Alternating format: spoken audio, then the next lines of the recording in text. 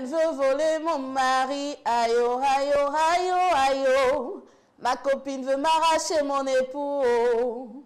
Moi, c'est Bijou. Je vous invite à suivre TH Matin sur Télé et Musique tous les matins à partir de 7h30. Merci.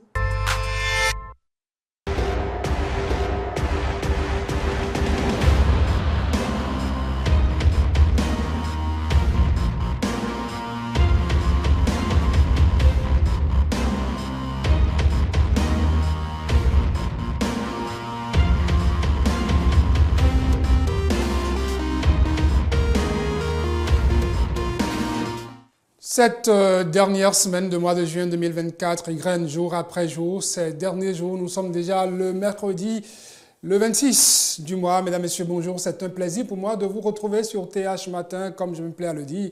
Le point d'embarquement de chaque jour sur télévision Hémicycle, c'est par ici l'adresse qu'il faudra trouver à tous ceux-là qui souhaiteraient avoir des ressources nécessaires pour une traversée avec de l'énergie. Le thé matinal, il est fait, le tablier, nous l'avons déjà mis à votre service.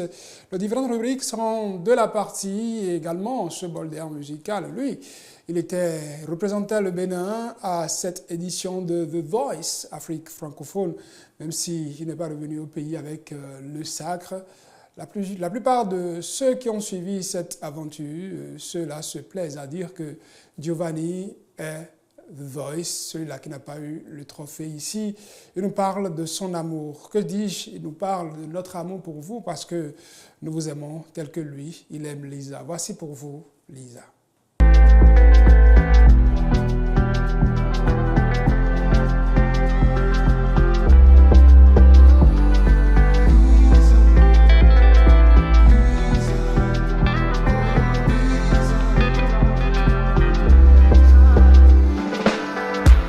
Depuis longtemps je t'ai validé, tu n'en as pas idée. Dans tes yeux je me suis égaré, à tes lèvres je suis accroché. J'ai crié mais tu ne m'entends pas, chanté mais tu ne m'entends pas. Lisa viens donc me libérer de ta prison. Oh Lisa, oh ma Lisa, mon cœur bat pour toi, mais toi tu ne l'entends pas.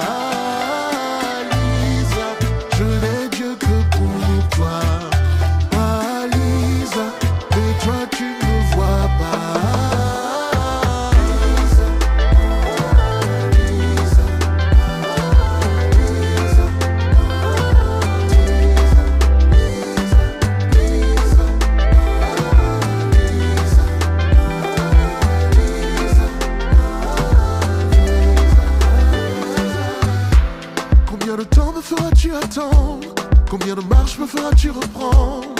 Deux fois devrais-je te comprendre? Combien de fois devrais-je me confondre? Je l'ai écrit mais tu ne le vois pas.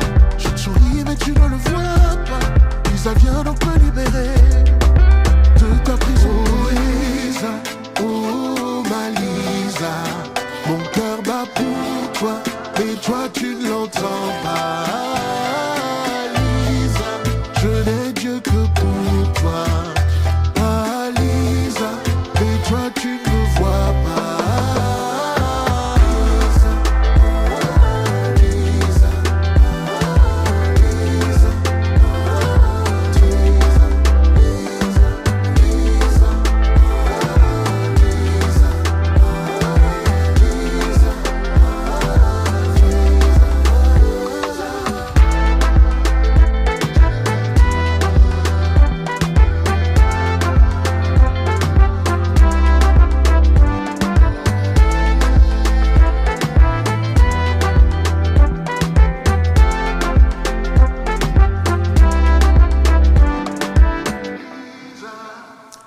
Giovanni sur du Lisa pour nous accompagner sur ce troisième numéro de la semaine de TH Matin. 3 numéros, plusieurs rubriques à découvrir sur ce rendez-vous que nous prenons de façon quotidienne. La toute première, c'est les unes des journaux.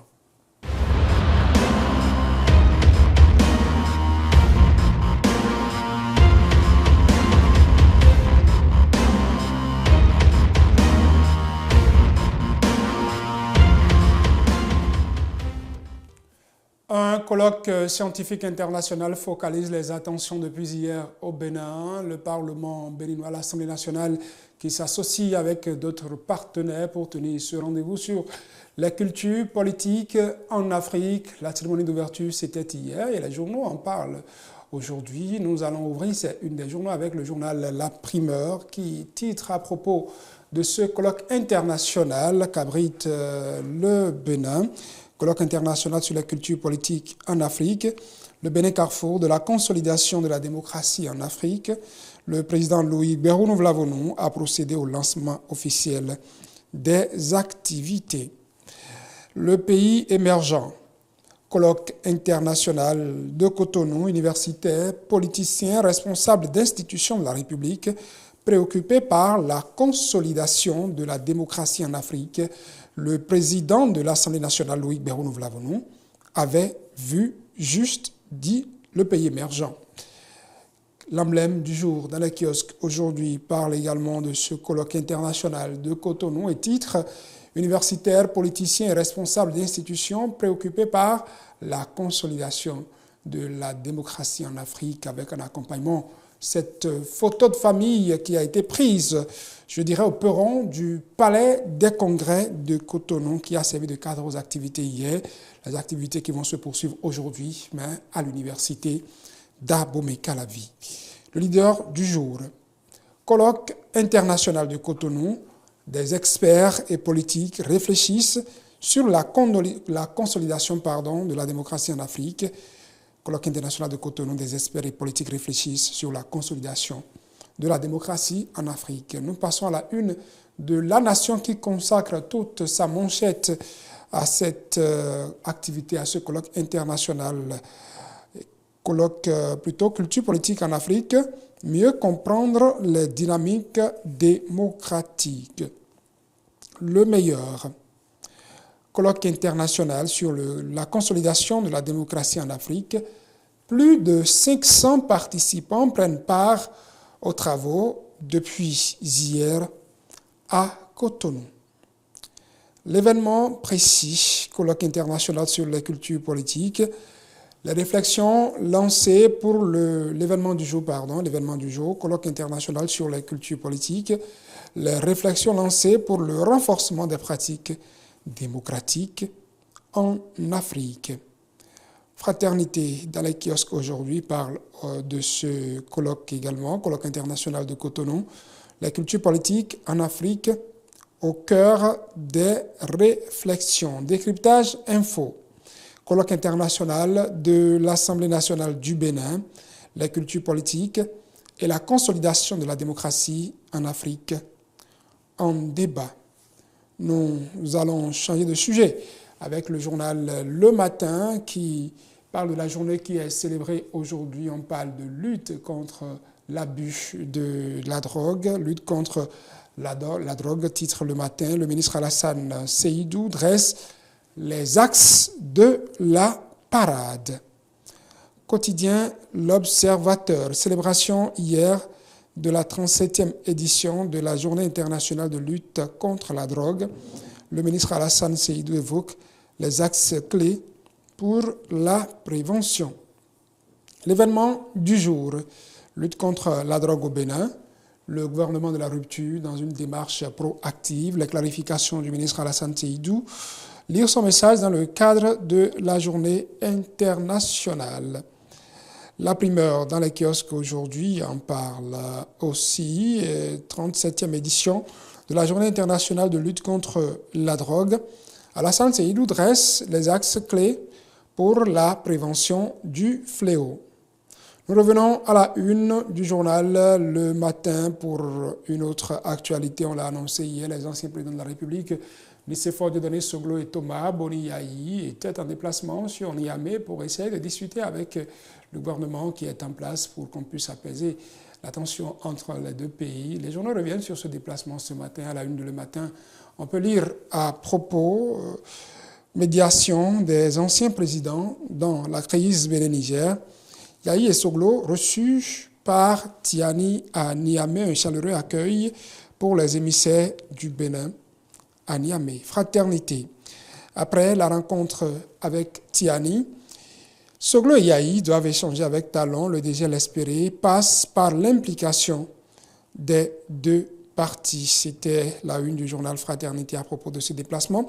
Et nous allons retrouver avec le potentiel le retour de cette information. On en avait parlé notamment sur la rubrique sur la toile, un pasteur qui a été interpellé pour viol sur mineur. La justice a tranché et parmi les journaux qui en ont parlé, je retiens pour vous le potentiel qui affiche en manchette ce mercredi. Déviance dans le cercle religieux à Djougou, viol sur mineur. Le pasteur Clément Zonli condamné à 36 mois de prison. Ce pasteur de l'église évangélique Oto serait un habitué des abus sexuels. Aussitôt le verdict est tombé, le pasteur a été conduit à la prison civile de Natitengou, où il vient de passer sa première nuit. Fin des titres que je vous propose ce mercredi matin. Début d'autres titres proposés par la rédaction de télévision Hémicycle dans son ensemble. Stéphanie Dakomandora nous a rejoint. Bonjour. Bonjour Saturne. J'espère que vous allez bien ce matin. Ça va, je vais bien. Et vous-même? Ça va? La pluie d'hier, ce matin, ne vous a pas dérangé? Non. J'espère que les informations n'ont pas été mouillées par la pluie. Non plus. Les téléspectateurs s'en rendent compte. Le bulletin d'information, c'est tout de suite.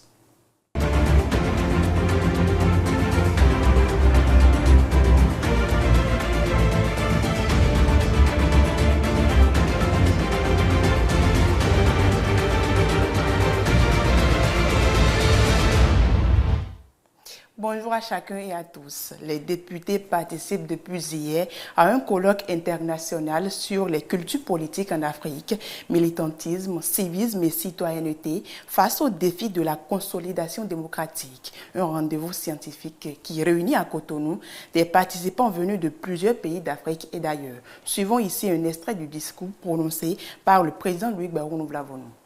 L'Afrique, riche de sa diversité culturelle et de ses expériences politiques variées, se trouve à un carrefour décisif. Nos nations sont engagées dans des processus de transformation profonde, cherchant à consolider des systèmes démocratiques qui soient à la fois inclusifs, stables et représentatifs des aspirations de nos peuples. C'est pourquoi il m'est apparu de revenir sur certains thèmes clés de notre colloque. D'abord, le militantisme, sous toutes ses formes, a été et reste un moteur puissant de changement en Afrique. Depuis les mouvements de libération nationale jusqu'aux récentes mobilisations sociales, les acteurs militants ont joué un rôle crucial dans l'expression des voix citoyennes et dans la lutte pour les droits et les libertés. Nous devons saluer le courage et la détermination des militants qui, souvent, au péril de leur vie, défendent des idéaux de justice, de liberté et de dignité. Ces acteurs sont les pionniers de la démocratie, remettant en question l'ordre établi et plaidant pour des réformes essentielles. Ensuite, le civisme et l'éducation citoyenne. Ils sont également au cœur de la consolidation démocratique. Une société bien informée, consciente de ses droits et de ses devoirs, est plus à même de participer activement au processus démocratique. Il est impératif que nous renforcions les programmes d'éducation civique afin de forger des citoyens engagés et responsables, capables de défendre les principes démocratiques et de contribuer positivement à la vie publique. L'éducation civique doit commencer dès le plus jeune âge, dans nos écoles, et se poursuivre tout au long de la vie. Et à la veille de cet événement, les élus du peuple se sont réunis en séance plénière pour l'examen du projet de loi portant création des ordres nationaux en République du Bénin. C'est la commission des lois, de l'administration et des droits de l'homme qui a étudié le dit projet de loi. Le compte rendu avec Océana Mousso. Afin de prendre en compte la création par la Constitution de la fonction de vice-président de la République consacré comme grand chancelier de l'Ordre national du Bénin, il était devenu nécessaire, selon le gouvernement, de réviser et de redéfinir le cadre juridique qui encadre les ordres et les différents mérites. C'est dans cette optique que l'Assemblée nationale a reçu un projet de loi portant création des ordres nationaux du Bénin à l'effet de son examen. Selon la monture de ce projet de loi, les ordres institués sont l'ordre national, l'ordre du mérite social, l'ordre du mérite agricole, l'ordre du mérite féminin, l'ordre du mérite sportif, l'ordre du mérite artistique et culturel, l'ordre des palmes académiques, l'ordre de la défense et de la sécurité et l'ordre du mérite artisanal. L'adoption de la présente loi permettra de réviser le cadre juridique des ordres nationaux et de prendre en compte les acteurs méritants des différentes couches sociales pour une saine émulation des citoyens au service de la nation. En conséquence, la Commission des lois, de l'administration et des droits de l'homme suggère à la plénière son adoption. L'innovation de ce projet de loi est l'intégration de l'ordre de mérite agricole qui est destiné aux personnes du monde rural et l'ordre de mérite féminin. Ayant été eux-mêmes décorés et élevés au rang de commandeurs à leur installation, les membres de l'Assemblée nationale pensent que ce projet de loi est une aubaine. Je pense que ce projet de loi est une avancée significative pour la valorisation des initiatives féminines. Donc, en créant cet ordre de mérite, nous honorons celles et ceux qui œuvrent sans relâche pour améliorer les conditions des femmes et promouvoir leur rôle. Je voudrais saluer l'initiative de cette loi, mais j'ai un problème. Le problème que j'ai, c'est l'idée d'imaginer que d'autres ordres peuvent être créés par décret pris en Conseil des ministres. Je souhaite que nous n'empruntions pas cette piste. La loi doit fixer les ordres, un point, c'est terminé. Nous avons parfois des enfants qui vont à des compétitions au plan international. Premier en mathématiques, et nous connaissons les Béninois. Beaucoup ont été champions de leur catégorie dans les affaires sociales, dans l'art, dans tout ça. Mais quand ils sont revenus chez eux, il n'y a plus rien. Ils ne peuvent rien montrer demain qui prouve la valeur qu'ils ont été pour notre pays. De même, il y a des gens dans d'autres disciplines qui ne sont pas des enfants. Et le chef de l'État peut, au regard de ça, élever ces enfants-là à un grade de mérite. Après avoir passé au peigne fin les 4 chapitres de ce texte, les députés accordent à l'unanimité leur voix pour l'adoption de cette loi portant création des ordres nationaux du Bénin. Après l'exposé de la Commission sur la loi portant création des ordres nationaux, plusieurs parlementaires ont pris la parole pour exprimer leurs ressentis. On les écoute. D'autant plus que désormais, nos produits agricoles seront transformés chez nous.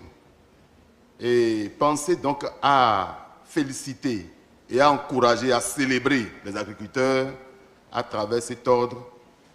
Vraiment, je tire chapeau au gouvernement, puisque désormais, aussi bien les artisans, les sportifs, ceux du monde culturel, artistique, agricole, ceux du monde social, tout le monde va se retrouver dans ce creuset. Je remercie également le chef de l'État pour son engagement constant en faveur de la promotion de la femme. Il est particulièrement réjouissant de constater qu'un ordre de mérite féminin a été inclus, récompensant ainsi les personnes œuvrant pour la protection, l'autonomisation, la promotion et la défense des droits des femmes.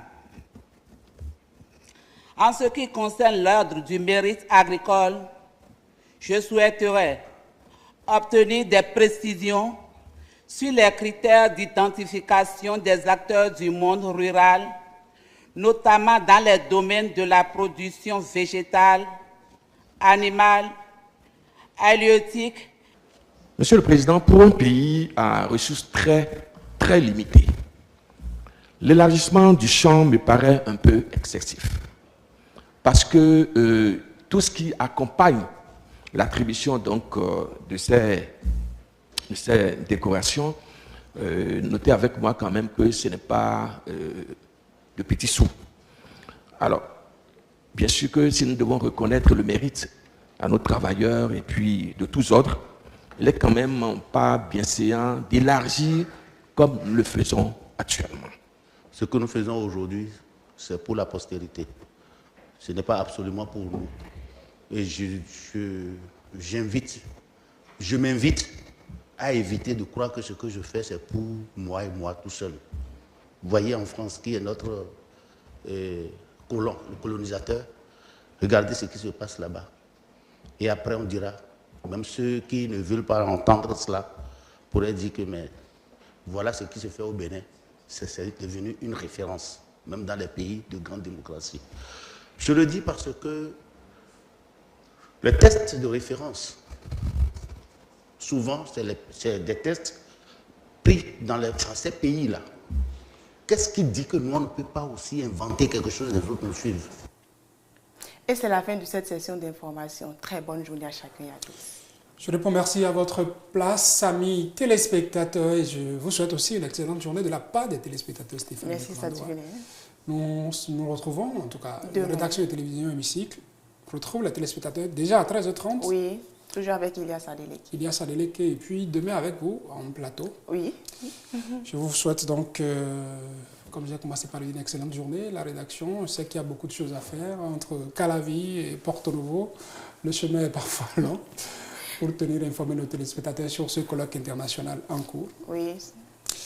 La suite de TH Matin, vous le savez, notre page invitée, il était par ici depuis il y a quelques jours, j'allais dire, pour nous faire le point de cette 30e régionale Afrique, APF, parlant de l'Assemblée parlementaire de la francophonie, une régionale qui a accueilli Yaoundé, la ville capitale du Cameroun. Le Bénin y était, la délégation a été conduite par le président de l'Assemblée nationale lui-même, Loïc Berounou-Vlavonou, qui a pris les devants de ce qui a été fait comme activité de l'autre côté, le leadership parlementaire du Bénin qui s'affirme davantage avec des conclusions dont Hassan Seibou nous a parlé sur ce plateau. Nous vous remettons tout ceci avec notre page invitée.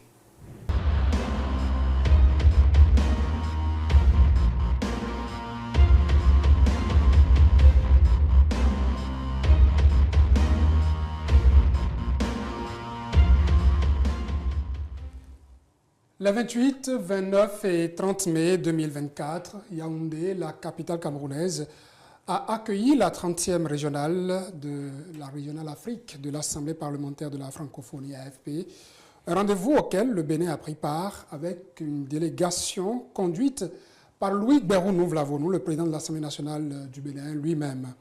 À Yaoundé, la participation béninoise a été des plus actives. À l'issue des 72 heures de ces assises, des décisions ont été prises. Nous ferons le point de cette régionale Afrique de l'APF et surtout le point de la participation béninoise. Vous y étiez, hein, vous étiez de cette expédition, honorable Seibou Hassan, bonjour. Bonjour, merci monsieur Joshua. Vous êtes député à l'Assemblée nationale du Bénin. Oui, je suis vice-président de la section béninoise de l'APF. Je suis aussi président du groupe parlementaire Bloc républicain. Merci de m'avoir aidé à vous présenter parce que le redassemble sur télévision Hémicycle, on ne le présente plus. Bon, ben il faut. Vous étiez à Yaoundé.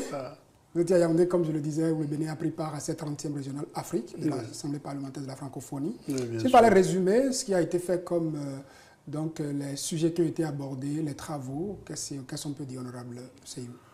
Vous savez, la réunion de l'APF qu'il y a eu au Cameroun, c'est celle de ce que nous appelons dans l'APF la régionale Afrique.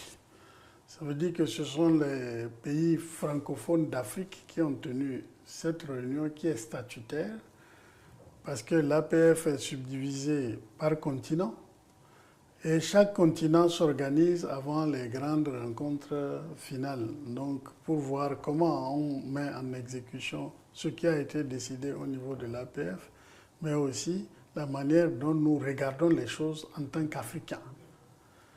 Et à cet effet, nous nous sommes penchés sur les questions de la situation de sécurité en Afrique de l'Ouest. Nous avons également vu les questions de la diplomatie parlementaire, qu'est-ce qu'elle peut faire et qu'est-ce qu'elle est en train de faire. Également la coopération avec les pays qui sont en difficulté en ce moment sur le plan démocratique. Nous appelons ça en difficulté parce que nous estimons que c'est des situations passagères. Et il faut réfléchir à comment les accompagner dans leur combat de tous les jours. Aussi, nous définissons nos positions en tant qu'Africains avant la rencontre de Montréal, qui est la rencontre mondiale, pour que nous parlions de la même voix et exigeons et présentions les problèmes de façon cohérente. Donc ça, c'est aussi, on prépare dans ces conditions-là ce que nous devrons présenter là-bas au niveau, par exemple, de la distribution des responsabilités, des sièges au niveau des différentes, comment on appelle, des différents organes de l'APF au sommet. Disons que ce qui se planifie au niveau de ces réunions-là, c'est aussi ce que nous tenons à faire impacter au monde. Donc vous voyez, le carnet est très chargé. Et pour ce qui est spécialement du Cameroun, ce qui nous a fait beaucoup plaisir, c'est d'abord notre président, que je veux saluer ici, qui a dirigé les séances. Et c'est vraiment, ça a été un honneur pour nous. Je l'ai dit, je me pinçais parfois pour me dire, mais attends, ça c'est Vlavonou ici, là. Parce que la manière dont il nous conduit ici, avec la même sagesse, avec les mêmes... Ça a été magnifique là-bas. Je crois que les Sénégalais, tout le monde s'est levé pour dire, Monsieur le Président, si nous avons réussi ces débats qui sont corsés, imaginez-vous que dans ces réunions-là, vous avez des problèmes de crise frontalière entre Congo et Rwanda, vous avez les problèmes de nos pays, le Mali, tout ça, ils sont là. Et notre position pour l'obtenir, il fallait vraiment une certaine compétence, un sang-froid, pour pouvoir aller dire à Montréal, nous ne voulons pas qu'on prenne des sanctions quand un pays est en difficulté. Ça, on ne peut pas en faire, appliquer des sanctions à l'aveuglette. Il faut regarder, il faut examiner cas par cas, il faut aider chaque pays à s'en sortir. Je pense que c'était une très bonne chose et je m'honore du fait que, pour une fois aussi, hein, c'est rare que le président Vlavonou se sépare de son fauteuil, je l'ai toujours dit, de son fauteuil pour aller dans une mission, pour des questions, je ne sais pas, du fait qu'il veut nous faire travailler acharnement ici, et en même temps, la question des moyens.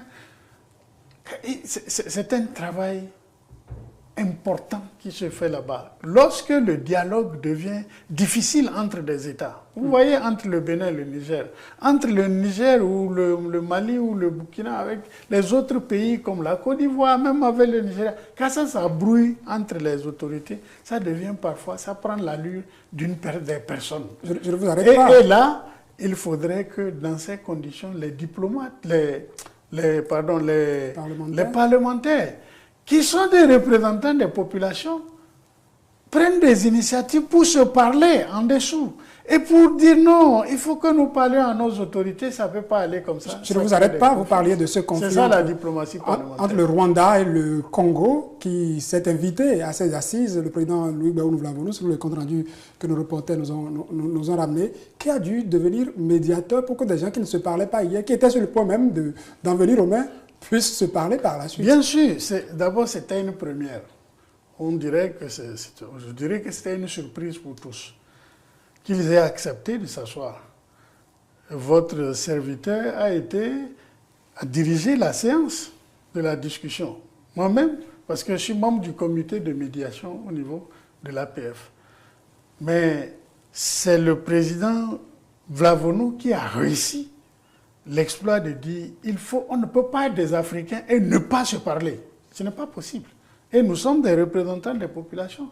Ce qui se dit dans les milieux internationaux, diplomatiques, les communiqués belliqueux, ça ne doit pas être nous, notre façon de faire.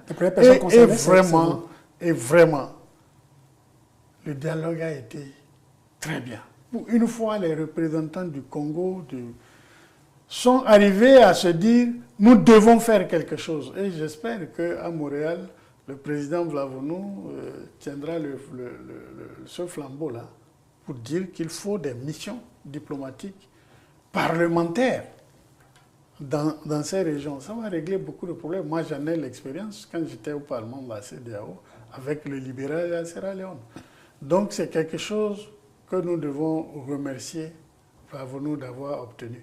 Mais on a obtenu plus. J'allais vous demander, parce que nous avons appris selon nos reporters, avec nos reporters, que le Bénin, pour la prochaine rencontre, la prochaine régionale Afrique APF, est en position d'accueillir cette rencontre. Vous avez vu comment vous n'y étiez pas, mais le Cameroun a mis les petits plats dans les grands pour vraiment impressionner l'Afrique avec ça. Mais nous aussi, le président Vlavonou a porté notre candidature pour organiser la prochaine fois. Et je crois que dans la salle, ça a été une unanimité où on a dit non, le Bénin mérite ça. Et puis, ce qui m'a étonné, c'est que tous ceux qui nous ont approchés pour en parler disent on parle trop de Cotonou. Nous voulons aller à Cotonou. Et ça, je lance un appel. Ce qui se fait au pays, il y a des résonances au-delà de nous. Bien sûr, Cotonou est métamorphosé, tout le monde en parle. Ce n'est pas nous qui avons parlé. Les gens ont envie de venir voir qu'est-ce qui se fait, qu'est-ce qui se passe, et on parle d'un Cotonou métamorphosé. Alors, ça devient notre responsabilité maintenant de gérer ce poids-là de progrès, de convaincre les gens quand ils seront là. C'est pour ça que je lance un appel au président de l'Assemblée et même au chef de l'État, que cela soit une question d'honneur pour nous, cette réunion-là. Mais au-delà de cette réunion également, le Bénin a eu plusieurs positions dans les organes, parce que c'est important d'être partout où les décisions se prennent. Le président Vlavonou maintient son poste au niveau du bureau pour les 2 années qui viennent. Également, au niveau des vice-présidences des commissions, nous en avons 2. Et je crois que le président désignera bientôt les 2. Je ne veux pas être indiscret parce que je ne sais pas comment. Je suis indiscret seulement pour dire que c'est lui qui désigne, mais je ne sais pas c'est qui est qui. Mais aussi, cela a créé un petit problème parce que tous les pays qui sont là sont à peine parfois représentés par une seule position. Le Bénin en obtient donc 3. Le Bénin en obtient 3. Et votre serviteur est vice-président de la commission des affaires politiques. Félicitations. Oui, bon, c'est une reconduction qui va se faire. Donc ça veut dire que partout où ça se discute au niveau de l'APF, nous avons une position pour porter la voix du Bénin. Et je peux le dire, le président Vlavonou a près de 20 ans dans cette organisation. Et il me l'a soufflé la dernière fois. Nous avons atteint un sommet maintenant. Nous avons obtenu beaucoup maintenant. Un sommet, je pourrais dire que le Bénin vient de loin quand on sait ce qu'on a traversé en 2019. Bien sûr. Et puis on prend une place d'abord au niveau du bureau de l'APF. Désormais, on en a 3. On revient d'une régionale qu'on a dirigée. C'est comme si toute l'Afrique était réunie en assemblée nationale ou en assemblée régionale, en quelque sorte. Et c'est le Bénin qui est le président de cette assemblée régionale. Plus que ça, on accueille la prochaine régionale. En termes de diplomatie parlementaire, est-ce qu'on peut dire que le leader ou la palme, en quelque sorte, de Bénin est en train de tenir le bon bout de Seibou? C'est évident. Vous savez, ce n'est pas seulement que des pays qui parlent français. Aujourd'hui, l'APF est devenu un pôle d'attraction. les lusophones, pratiquement tous les lusophones sont maintenant membres de l'APF. Guinée-Bissau, Cap-Vert, vous avez l'Angola qui va faire son entrée. Si nous n'avons pas été assez regardants sur le droit même de notre texte, on l'aurait admis au bureau déjà avant même qu'il n'arrive à cause de l'influence de l'Angola dans la partie australe. Donc, il y a même des pays anglophones, le Ghana veut faire partie. Donc, ce n'est pas seulement que nos pays francophones. Hein. C'est une question de langue. Bien sûr. Et même les pays qui sont en difficulté aujourd'hui participent à nos travaux. Le Mali était présent, le Niger, le Niger n'était pas présent, mais le Ghana, la Guinée était présente, le Tchad aussi était présent. Donc, c'était des pays qui étaient en difficulté. C'est à cause de notre attitude de la régionale Afrique d'accompagner ces pays, de ne pas faire de rupture et d'amener l'APF à ne pas faire de rupture. Ils ne viennent pas là comme pour se retrouver sur le banc des accusés. Bien sûr. Ce sont des crises internes qui les ont amenés là. Nous n'allons pas les sortir des organes où nous pouvons les écouter et comprendre qu'est-ce qu'ils ont. Nous ne pouvons pas dire on a fait coup d'État, c'est fini, on exclut. Cette histoire d'exclusion, nous souhaitons qu'elle soit revue, surtout dans la démarche au niveau mondial de l'APF. Parce que c'était une culture des centaines d'années déjà de démocratie, de changement de pouvoir. D'autres en sont à l'apprentissage. On ne peut pas faire une règle qui s'applique de façon aussi dure et rigoureuse à la fois. Par exemple, vous prenez le Gabon. Ce qui s'est passé au Gabon, moi je dis, c'est un changement de siège entre des gens qui se connaissent très bien. C'est différent de celui là où on a attrapé un président, où on a renversé. C'est différent de là où des coups d'État militaires, sur le plan martial, ont été dus.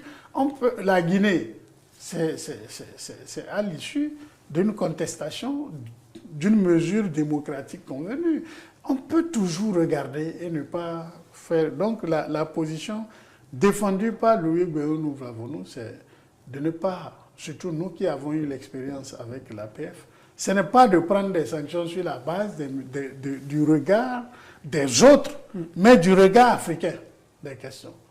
C'est ça qui a le plus marqué tout le monde dans cette réunion. Nous allons suivre de très près l'issue de ces assises-là, puisque prochainement les regards sont tournés vers Montréal. L'honorable Sebou, j'aurais aimé vous garder pendant longtemps, mais la régie me souffle que... Oh, ça m'aurait fait plaisir de parler plus de l'APF et de ce qui va se passer à Montréal. Mais bien sûr. Au retour de Montréal... On va débriefer Montréal aussi. On peut en parler. Ne vous inquiétez pas. Merci donc à l'honorable Sebou Hassan. Merci. Vous êtes vice-président de la section béninoise de l'APF, député à l'Assemblée nationale du Bénin, évidemment, et puis président du groupe parlementaire Bloc républicain.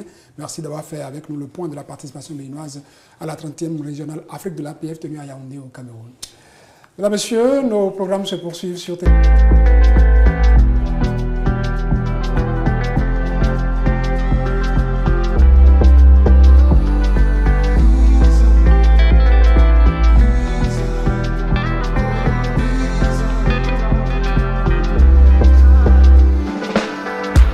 Depuis longtemps je t'ai validé, tu n'en as pas idée. Dans tes yeux je me suis égaré, à tes lèvres je suis accroché. J'ai crié mais tu ne m'entends pas, chanté mais tu ne m'entends pas. Lisa viens donc me libérer de ta prison. Oh Lisa, oh ma Lisa, mon cœur bat pour toi, mais toi tu ne l'entends pas.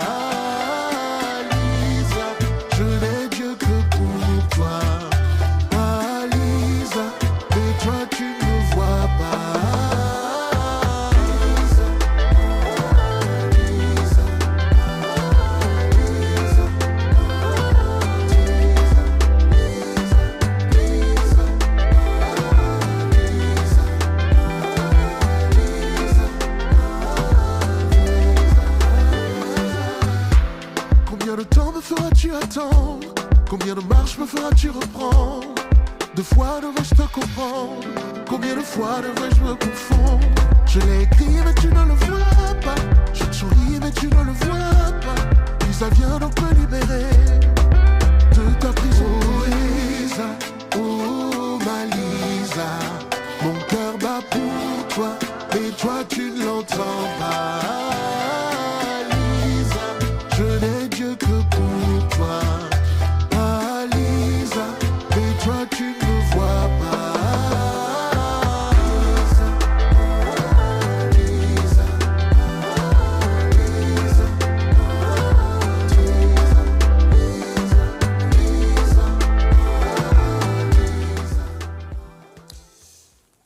s'il était une femme, je lui déclarerais que mon cœur battait pour lui, mais c'est un polo à Ounou que j'ai. Je ne suis pas encore comme dirait l'autre. Vous êtes au oui.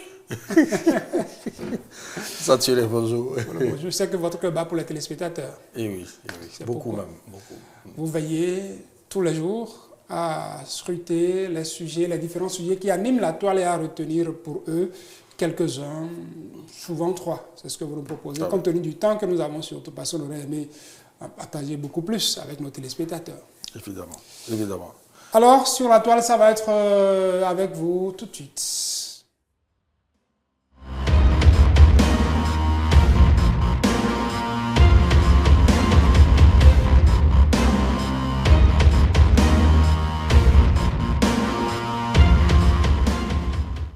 C'est vrai, Polo Aounou est mon invité, l'invité sur la toile.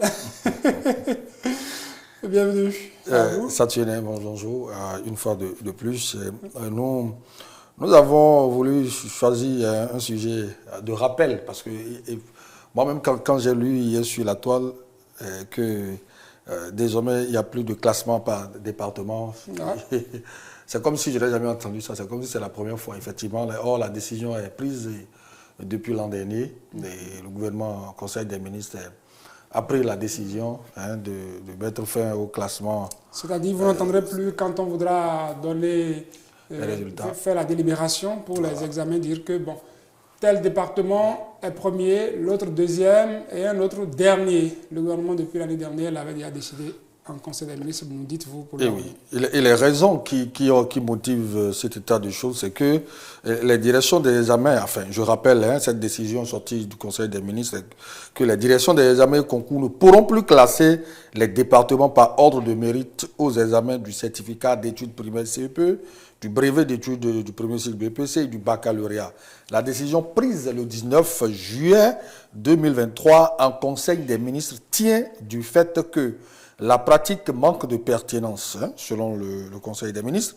D'après le compte rendu de la séance, des disparités s'observent encore dans les conditions d'apprentissage d'un département à l'autre.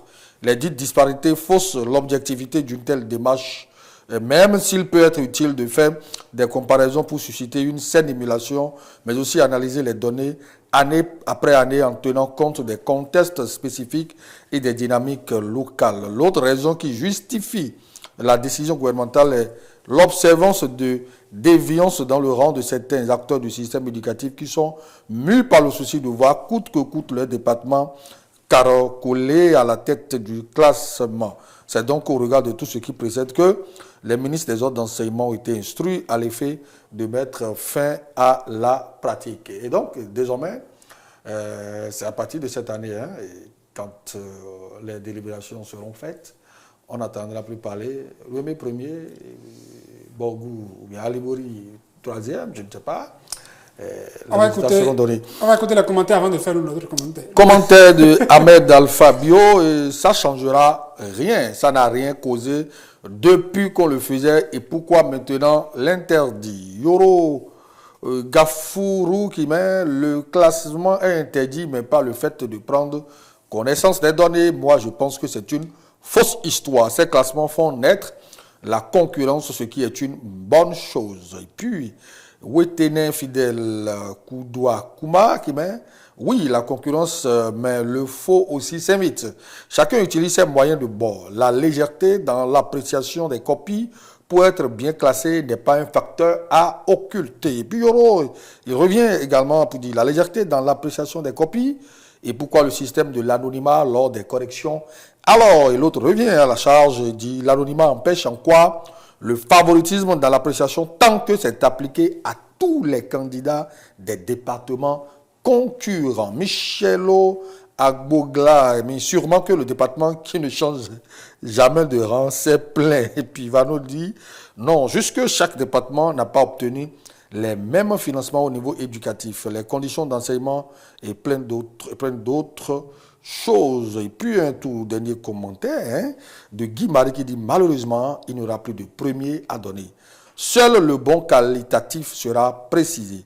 On appelle bon qualitatif l'écart qu'il y a entre le pourcentage de l'année dernière et l'année scolaire en cours. Si vous faites un bond de 10 points, donc votre score s'est beaucoup plus amélioré, plus que celui des autres. Moi, je ne parlerai pas de légèreté d'appréciation des copies, parce que dire ça, c'est mettre du doute sur le travail que font les enseignants qui vont aux travaux de fin d'année, travaux de correction. Ce n'est pas le cas. Peut-être que le gouvernement a vu à travers ce classement une certaine stigmatisation.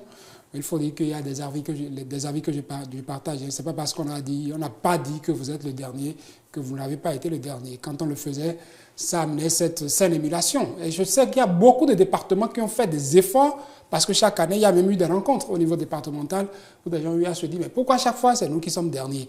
Quel est le problème qui se pose? Et on cherchait à trouver une solution pour que les examens qui viendront par la suite les autres années, que le département a plus fait un bon qualitatif. Et je pense que ça a été fait. Il y a beaucoup de départements qui ont travaillé, qui ont quitté les positions qu'ils occupaient, rien que parce qu'ils ne voudraient pas entendre à la délibération qui sont derniers. De toute façon, même si on ne dit pas premier, deuxième, troisième, quatrième, cinquième, jusqu'à je ne sais quel rang, il faut travailler, il faut mettre le paquet au niveau de notre système éducatif, que le gouvernement trouve les moyens de mettre tous les établissements au même niveau. C'est d'ailleurs ça. Hein. Pour moi, c'est la raison pour moi que j'estime être la bonne, parce que, vous savez, un enfant qui étudie dans les bonnes conditions ne peut pas produire le même résultat que celui-là qui, excusez-moi, qui vit par exemple dans un département de Karimama, où l'enfant n'a même pas la paix, il ne sait pas à quel moment, vous savez, c'est une zone qui emploie des attaques djihadistes. Et si l'enfant qui doit se lever le matin a peur d'aller à l'école, avec la peur au ventre, donc ce n'est pas dans les mêmes conditions que cet enfant étudie que les nôtres. Du coup, je pense que c'est une décision mûrie. L'essentiel, c'est de voir le résultat sur le plan national. Est-ce que, compte tenu du nombre de candidats que nous avons eus, est-ce que sur le plan national, est-ce que le pourcentage a évolué?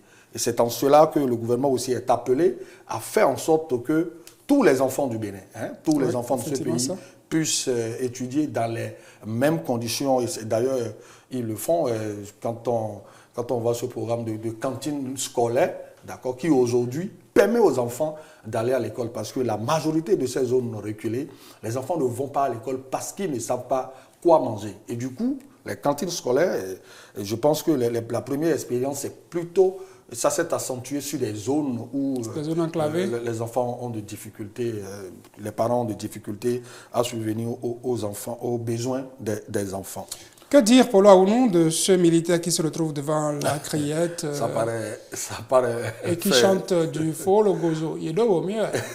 Ça paraît un fait insolite. C'est un militaire qui a déserté. Une fois qu'on a mis la main sur lui, il dit que c'est sa tante qui l'a envoûté ou bien ensorcelé. C'est sur la Nouvelle Tribune, la page que nous avons pioché cette information, et c'est titré « Bénin devant la justice, un militaire déclare avoir été ensorcelé ». Devant la criette, ce lundi 24 juin 2024, un militaire déserteur a justifié son acte par la sorcellerie dont il aurait été victime. Le soldat du 7e bataillon en poste dans le camp militaire de Dassazoumé a pointé du doigt sa tante qu'il aurait ensorcelé par jalousie. Le militaire aurait abandonné son poste sans aucune réelle justification. Il n'a informé aucun de ses supérieurs pendant plusieurs semaines sur les raisons qui ont motivé son absence. Il a par la suite été mis aux arrêts et placé en détention provisoire. Devant la criette ce lundi, il n'a évoqué que des raisons spirituelles pour justifier son acte.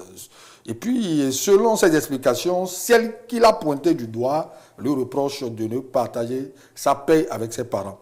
Le militaire a martelé que ce qu'il a fait est l'œuvre de jalousie dont il serait victime. Ce soldat du 7e bataillon en poste dans le camp militaire de Dassazoumé totalise déjà 14 ans de service. Pour l'heure, le dossier a été renvoyé au 15 juillet suite à une demande formulée par le ministère public. Ce délai lui permettrait de formuler sa réquisition. Peut-être que le ministère public... Je risque également de vous dire, quand j'aurai une demande d'explication ce matin, de dire qu'on m'a ensorcelé. Parce que vous savez, je ne sais pas, je vais partager cela avec les téléspectateurs. Je me suis réveillé ce matin à 6h41. Vous imaginez? Après, parce que vous savez, quand on est fan du football, c'est aussi ça. Hein. Ouais, L'Argentine a joué à 2 h du matin et j'ai réglé mon réveil. Et puis après le match, je me suis plus rappelé de régler à nouveau le réveil sur 5h30 comme d'habitude. Je me suis réveillé à 6h42. Du coup, c'est Dieu seul qui sait comment je suis venu ici. Donc si en temps je n'arrivais pas, enfin, je n'avais pas pu être ici à l'heure, je pouvais dire que l'autre tante qui m'avait demandé de l'argent la dernière fois m'a ensorcelé. Ce n'est pas une question de tante, monsieur le Président. Je pense que c'est une... Si entre-temps, Polo n'était pas là, la demande d'explication qu'on lui enverrait, sa réponse est déjà frappée de nullité. Ce ne serait pas pertinent parce que l'envoûtement dont il aurait été victime serait de... Comment on va appeler ça? Messi, quoi? Léo Messi. Léo Messi. C'est Léo Messi. Il va falloir vous désenvoûter. On va vous prescrire du Cristiano Ronaldo pour vous désenvoûter. Oh, on va vous prescrire du Cristiano Ronaldo. On va vous prescrire qui encore? Non, il me faut surtout de Léo Messi pour revenir encore. De Mbappé, 3 comprimés le matin, 3 le soir, un soir d'euro et tout ce qui va avec. Je risque de ne plus me lever. Vous êtes impardonnable, vous êtes incorrigible. Vous, les fans commentaire. Nous devons qui mais pour être dans l'armée, il faut avoir la vocation. Et non, je suis au chômage. J'irai dans l'armée puisque l'armée, c'est 2 choses, la vie ou la mort. Il y a certains officiels qui commentent et qui met. Il voulait aller au Canada, puis ça n'a plus marché. Ne le regardez pas, s'il vous plaît. Et puis, Djogo qui dit Tcho Satan. Et Kolawole Saou, et quant à lui, mais quelle tente va-t-il présenter ce jour-là? Il risque d'empirer sa situation. Et puis, Fernando dit ils n'ont qu'à voir dedans pour lui. Mardoché Kagbanon met en commentaire le Bénin, symbole d'une civilisation authentiquement africaine, ne peut plus disparaître de la tête des dignes peuples de l'Afrique. Jalil Touré, il a joué à USA Lotto et a fui avant que les résultats ne sortent. Malheureusement pour lui, son nom n'est pas sorti parmi les gagnants. Et Ulrich Fabrice Kimen, oui, moi je le crois. Personne ne va le croire si la personne n'a pas été exactement dans son cas. C'est pourquoi j'ai juré de ne juger personne. Personne ne peut, importe les faits, le motif, les circonstances. Tout est possible pour l'homme noir dans l'invisible et c'est dommage. Aujourd'hui, je pense que le jeune qui veut réussir doit s'armer spirituellement à l'africaine et conformément à la tradition africaine et rendre coup pour coup pour ou celle qui est ou veut être la cause de son mieux-être. On ne va pas en rajouter à la peine de ce soldat-là. Ce n'est pas facile d'être en uniforme, d'être militaire, de faire face à l'ennemi, surtout par ces temps qui courent dans une partie de notre pays. Je sais que la justice ne voudra pas que ça serve d'exemple aux autres, elle voudra de façon... Mais quand on fait le serment de servir, hein, il faut le faire jusqu'au bout. De déserter, c'est vrai que les tests ont prévu, mais il faut le faire dans les règles de l'art. Nous parlerons de ce déplacement des anciens présidents béninois du côté du Tchad. Non, pas exactement ça, parce que, pas du côté du Tchad, du côté de Niamey. Nous sommes à Niamey, mais pas pour parler de ce sujet, parce que le Niger s'est réuni en Conseil des ministres et entend prendre des dispositions pour faire passer son pétrole brut vers le marché international. Voilà, cette décision prise en Conseil des ministres au Niger a fait beaucoup vibrer la toile. Les avis sont partagés comme d'habitude. Et nous irons sur la page de Nadège Tony Diwan pour suivre Madame Actu, voilà, pour suivre cette décision prise en Conseil des ministres au Niger. Si la régie est des nôtres, nous allons suivre. Le Conseil des ministres a entendu plusieurs communications. Une communication de son Excellence, Monsieur le Premier ministre, sur l'utilisation du système de transport des hydrocarbures par pipeline du Tchad. Par cette communication, son Excellence, Monsieur le Premier ministre, a rappelé la mission dépêchée le 30 mai dernier par le président tchadien, son Excellence, Monsieur Mohamed Idriss Déby Itno, auprès du président du Conseil national pour la sauvegarde de la patrie, chef de l'État, le général de brigade Abdrahman Chani, en vue de la reprise des échanges pour faire passer le brut du Niger par le Tchad. Il y a lieu de rappeler également que le 17 septembre 2012, un protocole d'accord bilatéral entre le Niger et le Tchad avait été déjà signé dans ce cadre. Cet accord bilatéral a été approuvé le 1er juillet 2014 à l'unanimité par l'Assemblée nationale du Tchad et promulgué le 21 juillet 2014.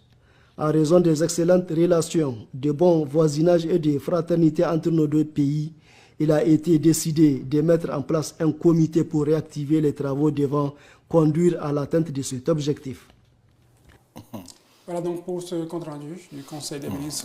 Il me semble que, ça c'est mon avis personnel, il me semble que les autorités militaires qui ont aujourd'hui la charge de gérer le Niger prennent avec légèreté cette situation, parce que quand on est en contrat avec une structure, avec un pays, et le contrat débute, et du patatris, vous décidez unilatéralement de mettre de côté ce contrat sans réfléchir sur, comment on dit, les implications, les conséquences que cela pourrait avoir, non pas sur la vie de ces autorités qui aujourd'hui sont à l'abri du besoin, mais sur le bien-être, sur la vie du peuple nigérien, décider de mettre de côté ce contrat et commencer par négocier à faire transporter le brut du Niger par le Tchad. Je pense que tout ça, c'est des moyens de pression. C'est des moyens de pression. C'est des arguments que ces dirigeants trouvent en réalité pour durer dans le temps, pour faire asseoir leur pouvoir, j'allais dire. Mais toujours est-il que notre prière, c'est que chacun des États puisse retrouver la lucidité et qu'il retourne sur la table de négociation pour que cette guerre qui a longtemps duré puisse trouver une fin pour le mieux-être du peuple nigérien et du peuple nigérien. Parce que ça, c'est des décisions qui auront de lourdes conséquences sur l'économie nigérienne. C'est un sujet épineux. Francis Yadé qui met... Que tout ça soit du passé, que les deux pays retrouvent le vivre ensemble d'antan. Francis Yadé qui met, nous sommes enfin dégagés. Le Bénin va enfin mieux respirer et passer à autre chose. Et le pétrole des Nigériens seront aussi enfin sécurisés pour les Nigériens. Clébien Frédéric, lui qui met, ce sont les Chinois qui sont les plus grands perdants dans cette histoire. Eux qui ont investi plus de 4 milliards de dollars pour exploiter et construire ce pipeline, sans compter ce putschiste de Abderrahmane Tiani qui leur a réclamé 400 millions de dollars d'avance dès qu'il a fait son coup d'État. À Bossou, à Huacho qui met, pour leur information, il y a trop d'insécurité au Tchad que le Niger lui-même. Et en plus, il y a 2 grandes bases militaires françaises là-bas aussi, alors où se trouve leur souveraineté là. Nassirou Kakbo qui met, ces militaires n'ont pas le développement du Niger dans leur programme. C'est écœurant. C'est de la comédie tout simplement. Samad Pereira qui dit, on ne gère pas les affaires de l'État avec l'émotion et le dernier mot reviendra bientôt, tôt ou tard. En matière de sécurité, le Bénin est bien placé que le Tchad. Souhaitons au peuple frère du Niger bonne chance. Voilà.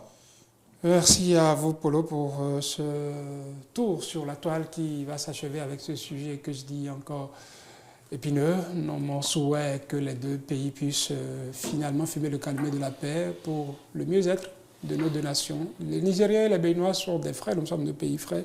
Il n'y a pas de quoi perdurer dans une tension qui ne fait qu'envenimer les relations entre nous. Nous allons nous retrouver demain, Polo, pour le dernier numéro de la semaine de Sur la toile. Mais pour Pierre ce matin, ce sera l'avant-dernier numéro. Merci, mesdames et messieurs, d'avoir suivi celui-ci qui s'achève. Merci à toute l'équipe technique. La journée se poursuit. Restez des nôtres et excellente journée à toutes et à tous.